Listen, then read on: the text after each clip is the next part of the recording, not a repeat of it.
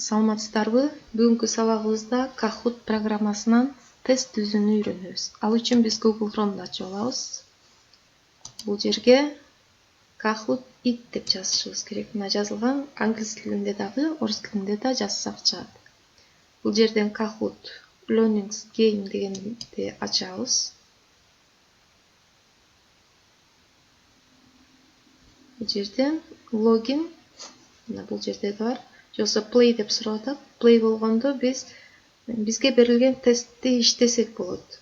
Ал эми логинди басып тест түзө алабыз. Ал үчүн биз регистрация кылып, логин пароль жазып, бул программага катталып алышыбыз керек. Меники катталган.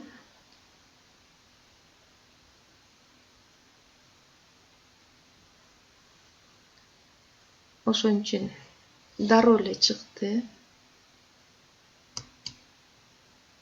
Greedy дегенди басабыз. Мына бул жерде New Kahoot дегенди тандайбыз. Мына эми суроолорубузду жазып, тестти түзө баштайбыз. Мисалы, кыргыз тилден түзөм. Кыштын камын жазда ойло. Деген сүйлөм. Бышыктоочтун түрүн белгилегиле.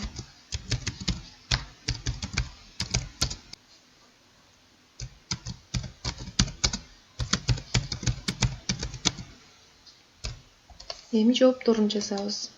Бул жерге себеп, орун,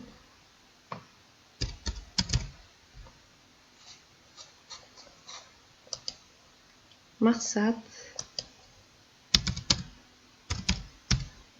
мезгил. Жоопторун жазып алдык. Эми кайсыл жооп туура болсо, ошол жерге бул жерге галочка коюп коюшубуз керек. Бул сурообуз даяр. Эми экинчи тестибизди даярдайбыз. Add questions. Кайра ушу квиз 4 бөлүмдөн турганды тандайлы. 4 жообу бар. Кайрадан суроону жазабыз. Туура жазылган сүйлөмдү белгилегиле.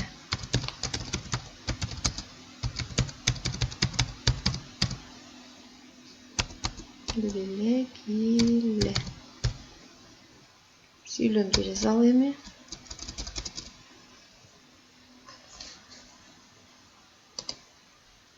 Бул жерге адамдын көркү адеп.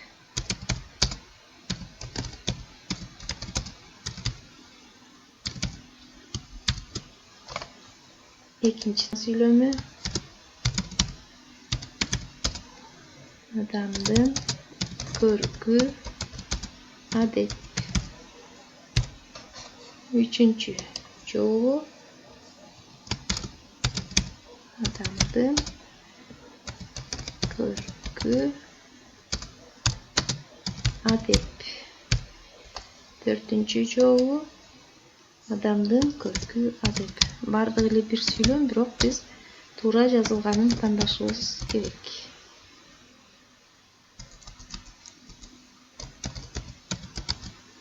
Көркү адеп. Мына бул жерден туурасын биз белгилеп коюшубуз керек. Бул жерге галочка коюп коебуз. Дагы суроо түзө турган болсок, бул жерди басабыз дагы, мисалы, ооба жок. Туура эмес деген жооп менен түзүп койсок болот. Мисалы, күз келди деген кандай сүйлөм? Жайылма сүйлөмбү деп коебуз дагы, ооба же жок дейбиз. Туура белгисин белгилеп коебуз. Мына эми муну сактап алабыз. Доун дегенди басып. Бул жерге темасын жазып коюшубуз керек. Кыргыз тили деп жазып коеюн. Бул жашыл белгини басып сактап алабыз. Мына сактап койдук.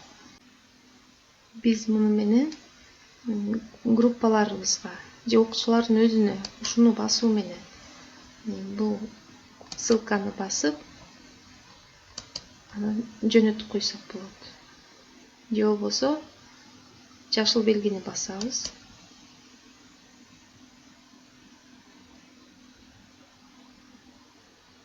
Мына бул жерде биздин тесттерибиз сакталган. Азыркы жазган тестибиз бул 3 суроодо турган. Эми бул жерден биз play дегенди басып алабыз. Ал жерден teach дегенди тандайбыз.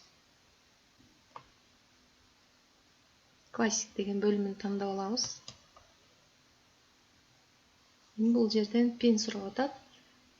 Pindин номери мына бул жерден чыгат. Балдарга болсо телефондон Kahoot дейт деп Google Chrome'дон азыркыдай кылып эле жазып алышат дагы. Анан game pin деп сураган жерге ушул номерди, санды, 7 цифрадан турган санды жазып, анан start деп басып алып, иштей башташат. Биз окуучуларга Kahoot менен иштетиш үчүн Google Chrome'ду ачабыз. Бул жерге Kahoot it деп жазып алабыз. Kahoot дегенди басабыз.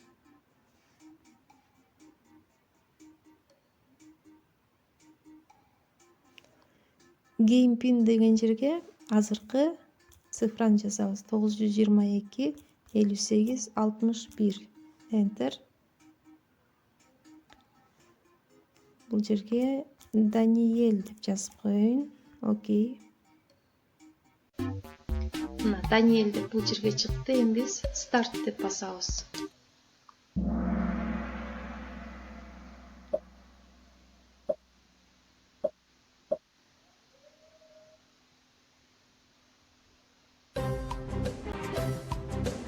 Тапшырма көрүнө баштады. Окуучу жооп бериш керек.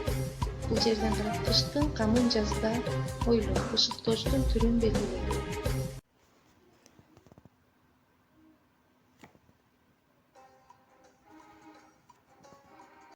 Мезгил. Бир эле окуучу иштеп атат, туура жооп берди. Next. Кийинкиси.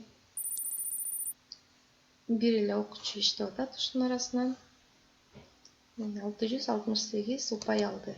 Кийинки суроого жооп берет. Туура жазылган сүйлөмдү белгилегиле.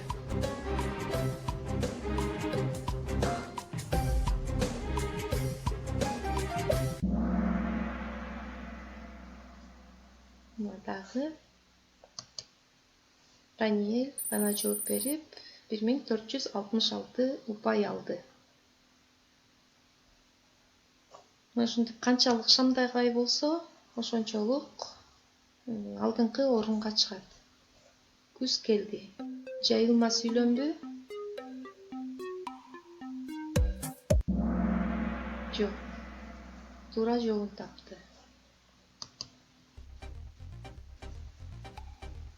Бул жерге Гинткан Нурель 3-чү орун болуп калды. Байел 2-чи орун болуп калды. Даниэль 2335 упай менен 1-чи орунга чыкты. Мына ушундай жол менен окуучуларыбыздын билим сапатын текшерип алсак болот.